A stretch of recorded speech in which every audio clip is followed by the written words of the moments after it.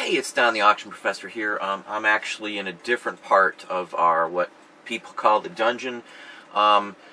It's actually a whole room lined with nothing but shelving in a pattern to make the most space we can get. This is part of our 90-day plan, what you see right behind me. None of this stuff you see is listed. Most of it's been sorted, but it has not been listed. When we get items in, we have a designation. Pretty much most everybody knows what goes where. This stuff will eventually just be pulled out by the bin. You'll see a lot of this is what I've just gotten recently, and I've discussed in videos, like these cans, the Hula Girl, some of the other brass. Pretty much most of the stuff you see is recent finds. I got the Buffy doll up there. Play Pal doll. So a lot of the stuff you see here has just been acquired. Some of it we've actually listed, like magazines. We've already listed a few of those, sold some already. Some of the American Cinematographer we've talked about in another video. But literally there's about 12 of these. 12 of these shelves is what we use for stuff that isn't listed. Plus we have a huge area of storage for just records. And then I have an overflow area that just is box stuff that we've had for a while, that we go through a box or two here and there and either discard it or list it. Discarding, donate, or literally trash some of it. I'll buy in bulk sometimes, and we usually get our money back right away, and then the rest of the stuff would go into a shelf or a cubby or somewhere in our record storage building. And then from there we'd pull out what we need to proceed. But this is all, it's all written down, it's recorded what we bought, how much of it is, there's an estimate. A lot of the items we buy, we might buy in like huge bulks, and it's really hard to determine an exact value. Some of the items we do, we have to have processed or cleaned, labor is involved. So for us, we have to look ahead instead of just instantly getting it and turning it. We have the ability to sit here on some of these items for a length of time. We try not to list or hold on to items more than 90 days for the most part, or at least not have a plan with them for up to the 90-day period. So after 90 days, we always have to have something going on with them, or we need to do something with them. Even if it's just let's store them here and get a bunch together. If we find one is something, usually, and it's something we run across occasionally, we'll set it aside. Figures or cards or magazines. It's easier to sell multiples of anything when you can list and sell many of the same kind of items. Collectors, unlike clothing, they're into a certain magazine. They want to collect every issue of it. If you only have one issue of it, you're not going to have a bunch of return or multiple purchases from the same one. If it's something you run across occasionally, you want to be able to put them together and list them at the same time. That's literally part of our model. It always works for us. It's a good money maker. It increases the average sale per person. For us, that's a big plus, and that's the main thing we go for with collectibles, because again, the title of the department itself, collectibles, it literally states what it is. People collect stuff, and they collect the same items from a city, from a state, from a person, from a movie, from a book, or whatever the case may be, but they collect it all, and you have to have a big enough supply of stuff surrounding that to do multiple sales to the same person, which is what we do. Try not to do it over as I said, 90 days, but some items we do hold on for holidays to sell during the holiday season. Again, this is a part of the model too. It goes a little beyond the 90 days, obviously, but for us, we have to hold on to certain items. Like before Valentine's Day, we've already packed up all of our cards to set aside.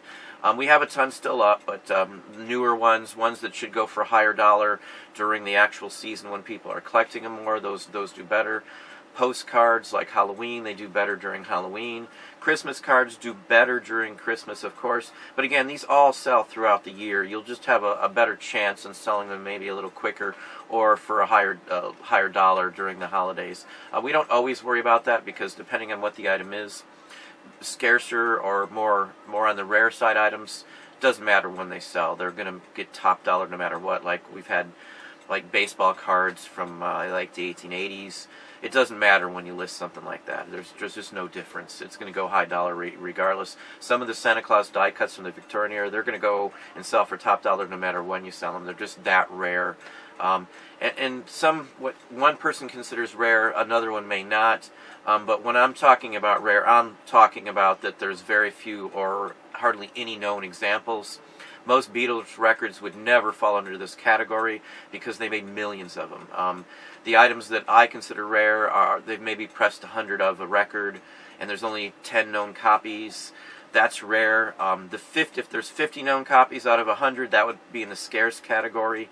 And then up to 100, the quantity of the items isn't as important because that scarcity and rarity grading actually is based on how many people actually want it as well. If something's super rare and no one wants it, it's just not worth anything. It doesn't mean anything.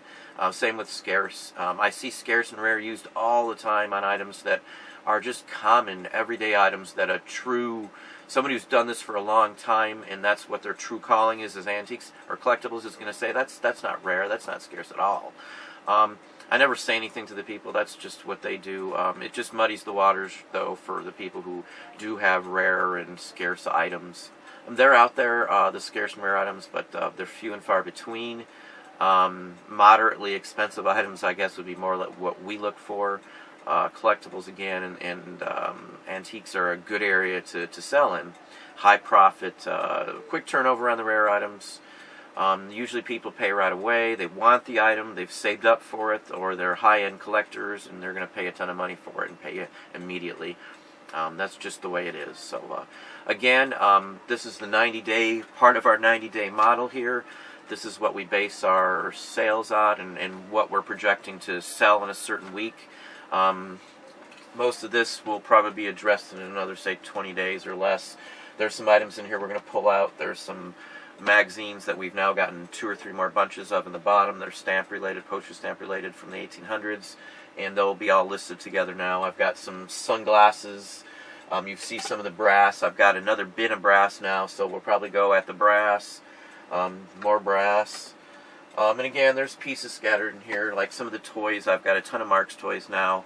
I've showed them in haul videos as we've gotten them, so those will be listed too. So again, we wheedle through, we put it together, and we list as much of the same type of item as we can, and that is literally part of our model. And that model segment there is a huge moneymaker for us.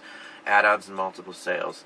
If you're selling a dolls like a Barbie or something, and have a ton of clothes that go with it, and you're going to split them up and sell them separately because they will sell for more that way, you need to list them all at once. Don't list just the doll and then the clothes at a sparse time, a couple here, a couple there. List them all at once. You're going to waste your time and money if you don't just slam them up at once.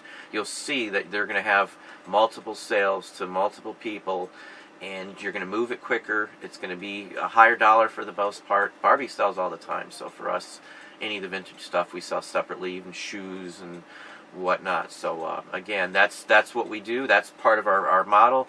I'll go in depth into it actually on a piece of paper here where you can see some of the details on it in the near future. But again, as Don the Auction Professor, thanks for watching. Please hit the like button, subscribe, and tell your friends.